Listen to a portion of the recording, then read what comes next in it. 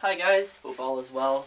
So this video is just to help you walk through a A100 practice test so that way you can do well on the midterm. So pulling up the midterm fall 1 2015 practice test, we can see number 1 is pretty straightforward. You just have to know the big four: Ernst & Young, PwC, KPMG, and Deloitte. Number 2, so what is true about assets? Letter A is true because when land is sold for a loss, so say we have our land account and our cash account. These are both a part of the larger asset account. Say we have $5,000 that we bought in land, and then our cash is, irrelevant. Let's say it's $6,000. So when land is sold for a loss, so we bought that land for $5,000, sell that land for $4,000, that means that cash goes up by $4,000.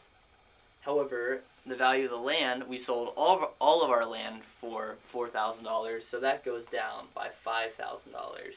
That means that now we're only at $1,000 in assets. So, as you can see, total assets went down by the amount of the loss of the land. And this is when land is sold for a loss. So that's why letter A is true in this scenario. So moving on to number 3, what is true about unearned revenue? So unearned revenue is actually when you receive unearned revenue, when someone gives you money for work that you haven't done, it's considered a liability because you owe the people that work. So it's considered a liability, and the liability is balanced out by an increase in cash because they paid you. However, when this unearned revenue is earned, liabilities are decreased and revenue is increased because when you earn it, so once you earn it, the liability goes down, and it's almost like an equation where it's unearned revenue plus earned. It's like the unearned and the earned cancel out and you just have revenue. That could be a good way to think about it. Okay, so that is why number 3 is D. Moving on to number 4. Partners Inc. began in 2014. They give us the amount they had in common stock. What we can start by doing is finding out what their retained earnings are for the end of 2013. So retained earnings. We see they had $6,000 in net income and they paid nothing in dividends. That means that they had $6,000 in retained earnings. So with number 4, we're trying to determine how much they had in assets at the end of 2014. So we have assets. So we're given liabilities, $33,000, and all we have to do is figure out how much stockholders' equity they had. And this is broken down into 2 parts: common stock and retained earnings. So we know that their common stock is $12,000. That's given in the problem. And we're trying to determine what their retained earnings are. So we know that they're starting out the year with $6,000 in retained earnings, and we're trying to figure out how much they're going to add on to that. So that would be $10,000 in net income minus $2,000 in dividends. So they're adding on $8,000 in retained earnings.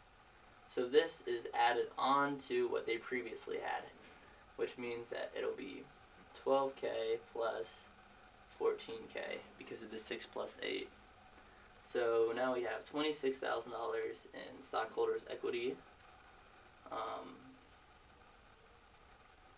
Total, so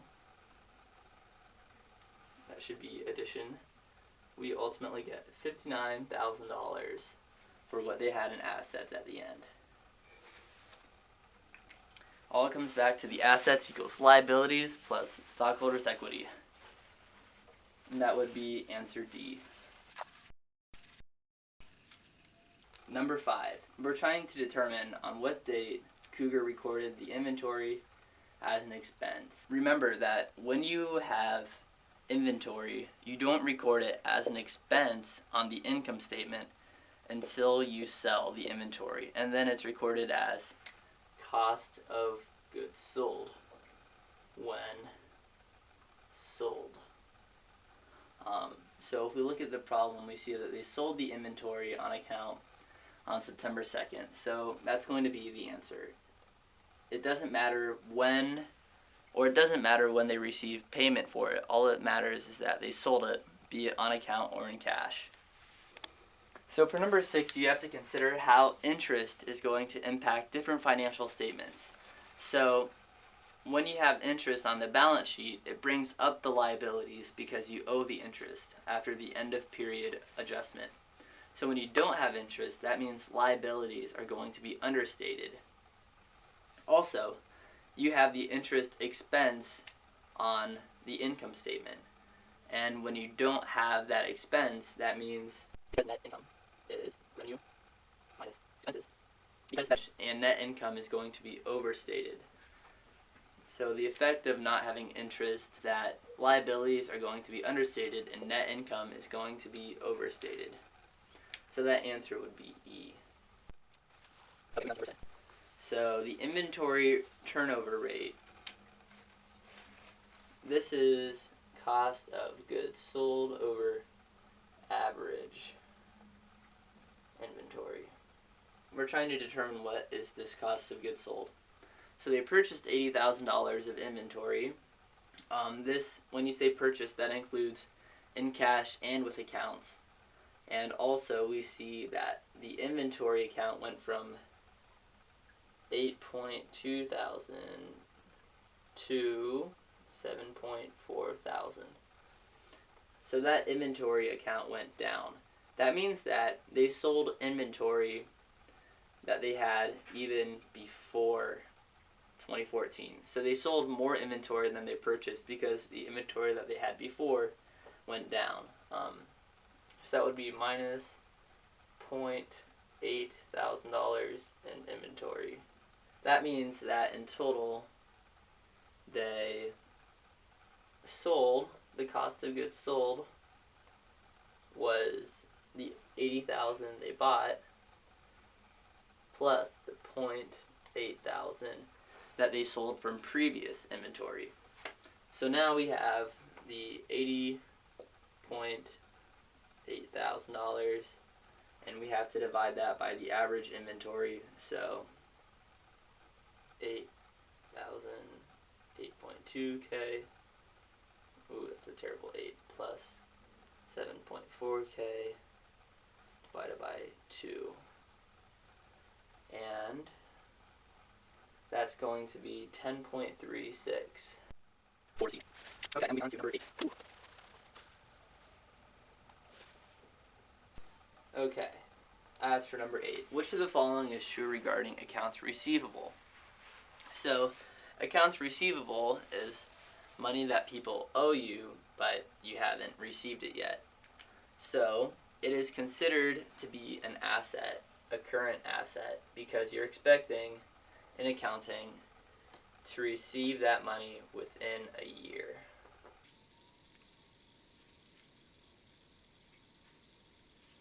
That means that when you collect that cash, all you do is you would decrease the current asset because you no longer are owed that money, and you would increase your cash.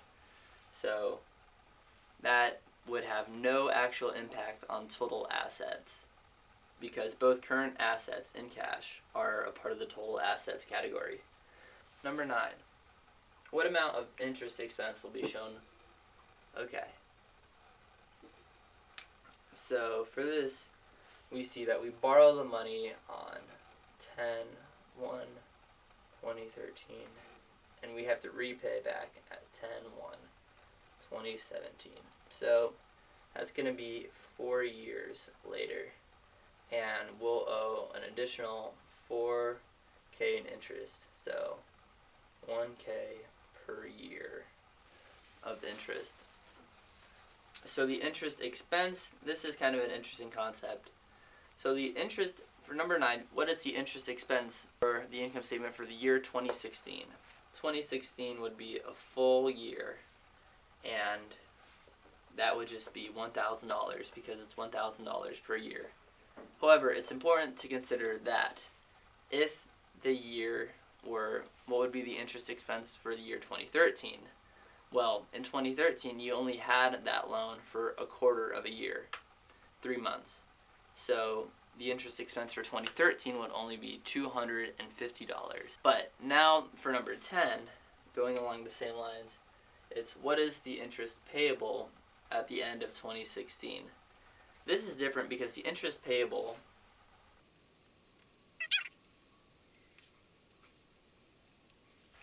the interest payable would include the interest expenses for previous years. That means that when they're asking about the interest payable for 2016, they're asking about the initial $250 you would owe in 2013, plus a full $1,000 for 2014, $1,000 for 2015, and $1,000 for 2016.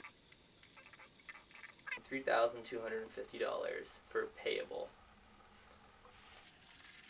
Payment of an account payable is operating cash flow. I think this one I'm just going to go through the 5 options. Letter A. Interest paid is a financing cash outflow. Interest is an operating cash outflow.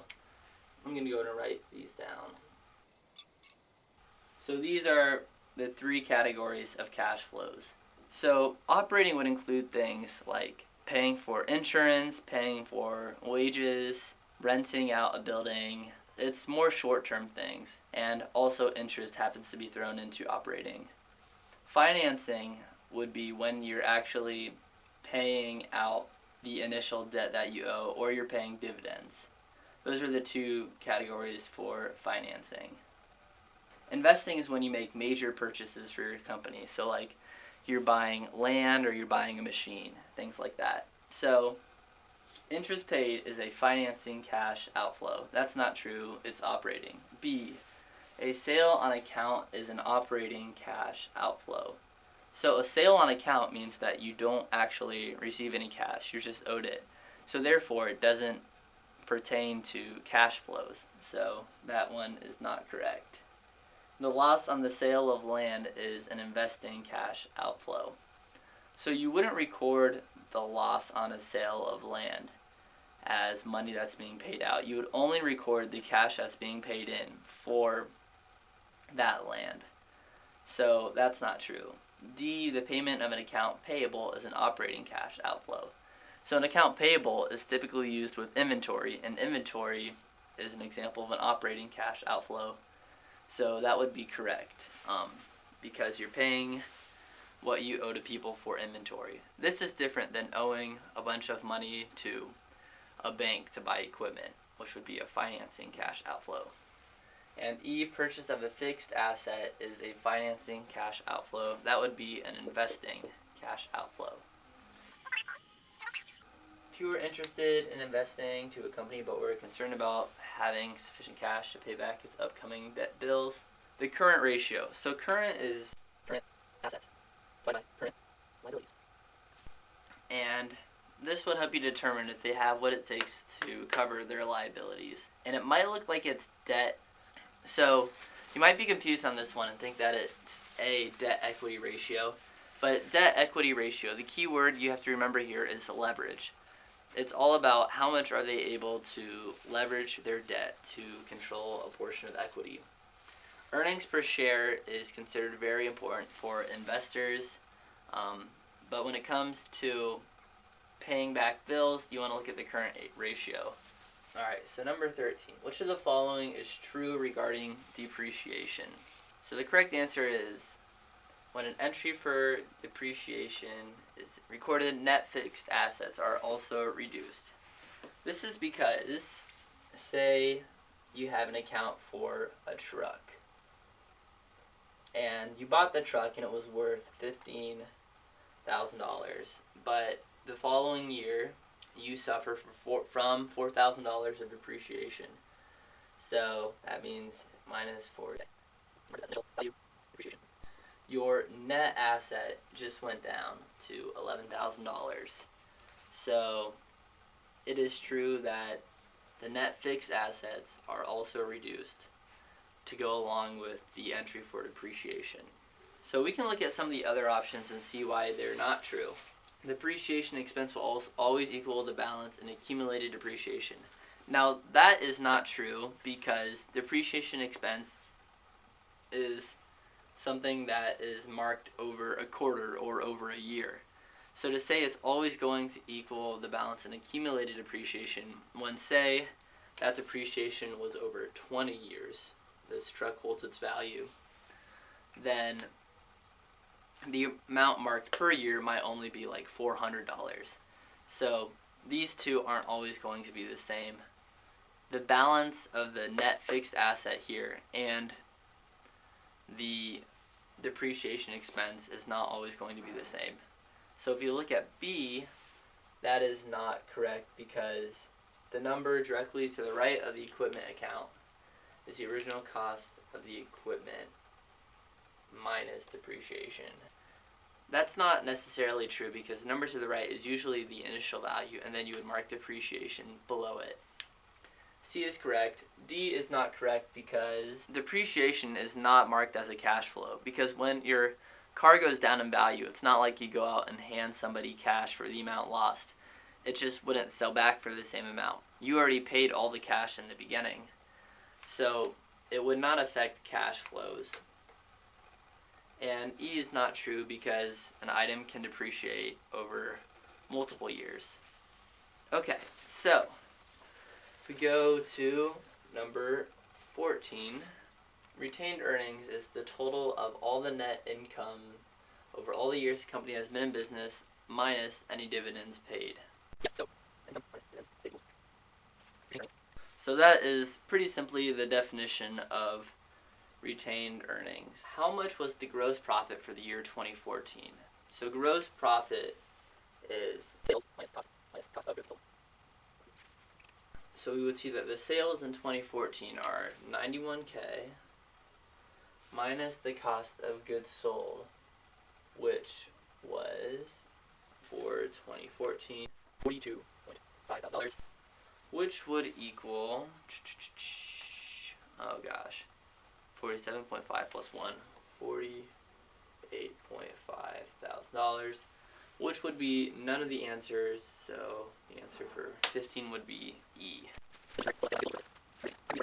Okay, so all these net income questions are typically here to point you to the answer that you can't really manipulate your net income in the same way that you might be able to like manipulate your assets or liabilities, because net income depends on your ability to sell something and make a profit on it by minimalizing your expenses. So typically for the answer for these questions, it will be like none of the following will be able to increase net income, or none of the above will postpone net income. Yeah, if you have any other questions about any of these, just go ahead and leave them in the comments. But generally for the net income questions, they're trying to get you to understand that you can't manipulate net income other than just do business better. So which of the following accounts appears on the income statement? So that would just be the utilities expense. Because prepaid insurance is an account that would be an asset. Interest payable is a liability. Retained earnings, that's something that would go into shareholders' equity. It factors in the income statement, but it doesn't appear on it. And accumulated depreciation is also something that would be on the assets category. So utilities expense, when something has the word expense on it, usually that means it's going to be in the expense category of the income statement. Now the legendary number 18. Number 18 through number 25 will be questions related to balancing a balance sheet and income statement. Okay, so for questions 18 through 25, I like to set up the balance sheet like this, where I have kind of a table, and the entries will go down here, and I start with the date, what it is, and then I have my current assets, cash, inventory, and other fixed assets, equipment, land, then my liabilities, stockholders' equity, and then the income statement on the far right. And pretty much I like this setup because it allows me to make sure that everything I'm doing in an asset has an equal and opposite reaction, either canceling it out in the assets category or balancing it out on the liability or stockholders' equity, or like as an expense. So let's go ahead and go through these. On July 1st, so 7-1, they have their stock for $5,000, so $5K. And then we also add that into the common stock. Alright, that's simple enough. Also, they borrow $8,000 from the bank, $1,000. And then this would go as a long-term liability because they don't have to pay it back until July 1st, 2019, and they will owe an additional $4,800. This is 2015. They don't have to do it until 2019, and that's 4 years away, right? So 4 years, $4,800. So that divided by 4 is $1,200 per year, and that would be $100 per month. And because we're already halfway through the year, we only have 6 more months to go. So then if we do the end of period adjustment, I like to mark that EPA, we can see that they're going to owe an additional $600, 0.6K in interest. You don't actually pay that until it's due, but you mark it as something that you owe. And then I would go over to the expense category and add that $6,000 as well. Okay, so that takes care of the interest expense. So we have the loan, and then we have the interest that we'll owe. Alright, so now we're moving into August, 8-1. They purchased 6 months of insurance for $1,200 in cash. Alright, $1,200. I'm just gonna assume the K at this point. It's getting kind of tight in here. Oh my goodness. Smudgingness. Alright. So then we would add this initially into the other category. However, at the end of the period, we know that we're going to be done in September. Oh, shoot. Okay. Let this be a lesson to you. I didn't realize that we weren't going all the way into December. We're actually stopping in September. So what this means is that for their loan, the interest, they're only going to have paid 1, 2, 3, not paid, but they're only going to owe 3 months worth of interest instead of 6. So this would actually only be $300. Now we have to do the end of period adjustment for the insurance. So by now we're in August, so all they have to do is pay for August of insurance, or not pay, but their insurance is going to be used up by August and September. So that's 2 months out of the 6. So 2/6 goes down to 1/3, and if we reduce 1.2 by 1/3, that would be reducing it by $400, and so we can see that this is going to go down by 0.4. $400, and then we'll add that also to the expense. $400 for insurance. Not too bad. And keep in mind, this isn't something that we're paying for. We already paid for the insurance, but we have to mark it as an expense as we use up the insurance. So now it's August 9th, great day, and we buy inventory. So for $40,000 on account. So what this is going to do, we're not actually reducing our cash. We are boosting our inventory by $40,000. And we have a current liability now. Okay, nice. So now we go to the 28th, and we bought land for $3,000 in cash. So go down by 3, and our land account will go up by 3. Pretty straightforward. So do you see how you can like make sure everything balances out on this setting? Big fan. Alright, so moving into September, we bought equipment for $6,000 in cash. Its expected life value is 10 years, no salvage value. By $10,000, equipment will go up here. And then we have to do the end of period adjustment because the equipment is going to lose value. So, end of period adjustment. So it's going to have a life value of 10 years. That means it's losing $600 per year and no salvage value. So $600 per year. We're only going to use the equipment for this period of bookkeeping for 1 month because it's already September 1st. So that means we're only going to lose $50. Oh man. So for the equipment, it's not going to be minus, it's going to be minus 0.05 in thousands of dollars. And then the expense here for depreciation for the 1 month that we have the equipment is going to be 0.05K because it's only $50 of depreciation for the month. Alright, so now it's September 6th. We're selling. Hooray, hooray. Sold $5,000 of inventory for $12,000 on account.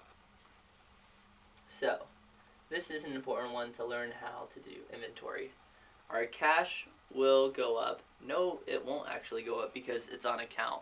Okay, so this means that our current assets will go up. Specifically, we can put it in the other, what would be our accounts receivable, by $12,000 because now clients owe us $12,000 for the inventory. But also our inventory account will go down by $5,000 because we just sold that inventory, so now it's gone. So moving over to the income statement, the revenue earned from this, keep in mind it's all about revenue earned, not revenue received, is $12,000. And the expenses, the cost of goods sold here is $5,000. Okay, great day. Sold some inventory. Now we're moving to September 9th. Sold 2/3 of the land. Original cost of $2,000 for $2,500 in cash. So sale of land. So the first thing we do is up the cash by 2.5, and then we go to land and we reduce it by 2, and then we go over to gains and we say we made $500 from the land. Nice. That wouldn't be in revenue because revenue is only what we're in business to do. Hooray. Moving on to September 25th, collect 1/2 of accounts receivable. Our accounts receivable, we put it in the other category here. We collected 1/2, so that's $6,000. So cash goes up by 6, and now people no longer owe us $6,000 of the $12,000. Alright, so now, September 16th, I don't know why they put it out of order. We paid $10,000 on accounts payable. Pay dues. And accounts payable, that's going to be a current liability. So first of all, we're going to reduce our cash because we just paid out $10K, and we're going to reduce what we owe by $10,000. Okay, and now the last entry. It's always a good feeling making it to the end here. Received a utility bill for $2,000 for utility used through September.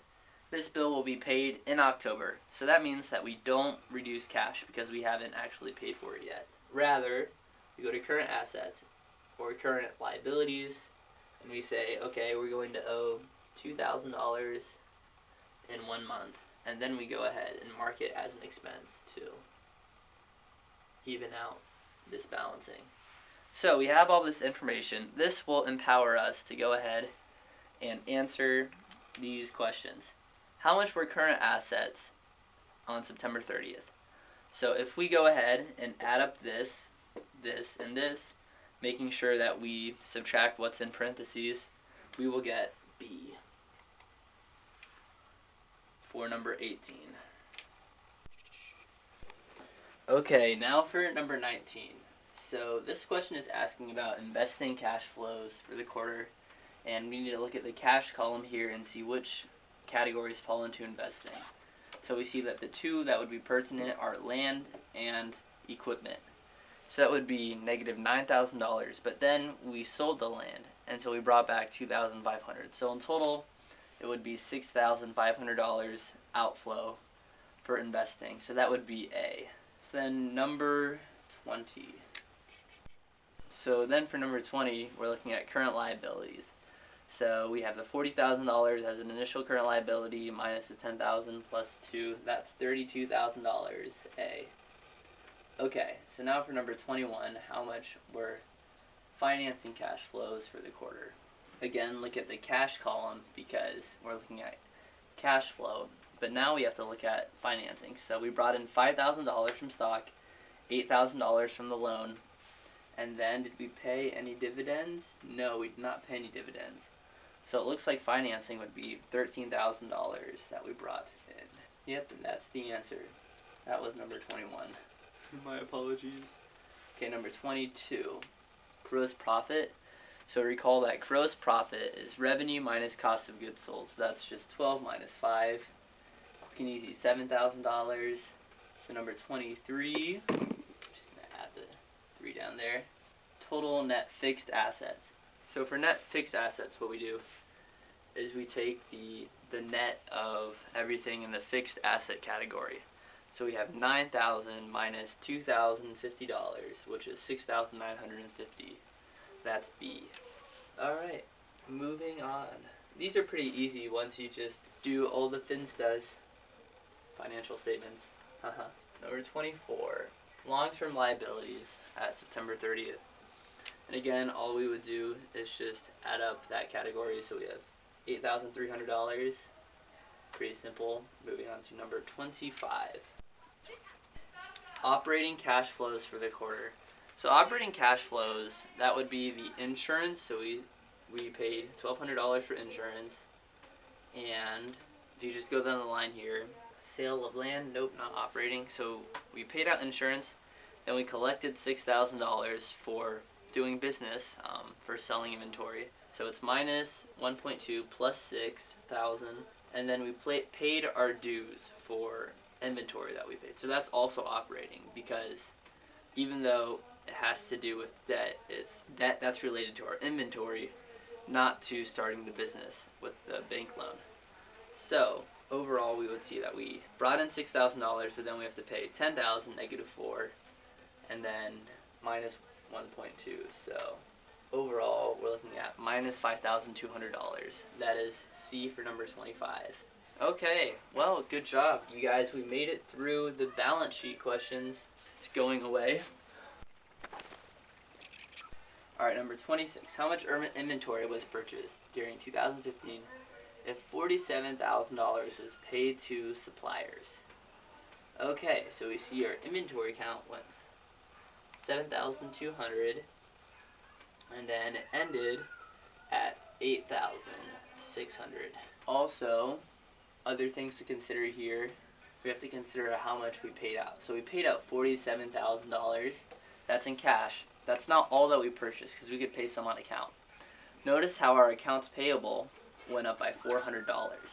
That means we owe an additional $400, which means that we also borrowed $400. So what this means is that $47,400 is the total amount that we purchased.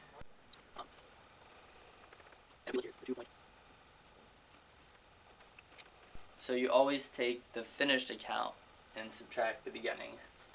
So that's how we get D for number 26. Number 27.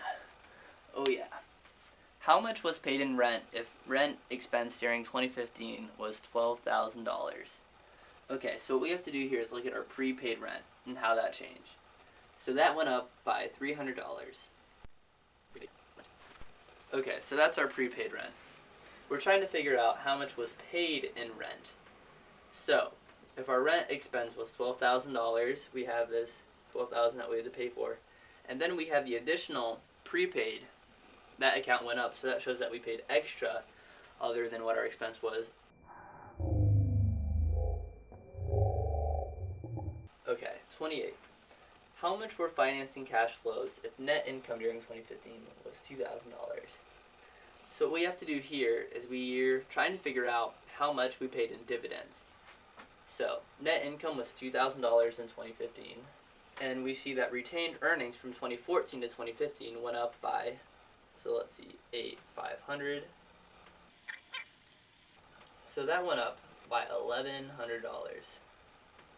So minus X equals $1,100.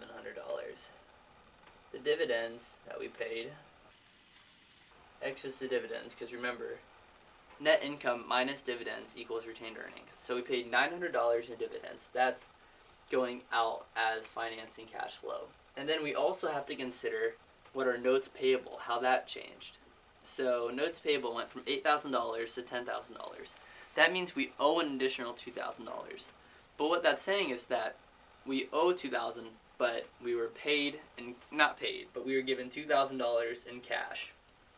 So plus $2,000 minus the 900, that's going to be 1,100. So that's A for number 28. You have to consider the change in notes payable as well as how much was paid in dividends. Moving on to number 29. So how much was paid to suppliers of cost of goods sold was $64,000 during 2015. So we got our COGS, $64,000. So things we need to consider here is how much inventory we have. So inventory went up by $1,400, so that's going to be 8.6 minus 7.2.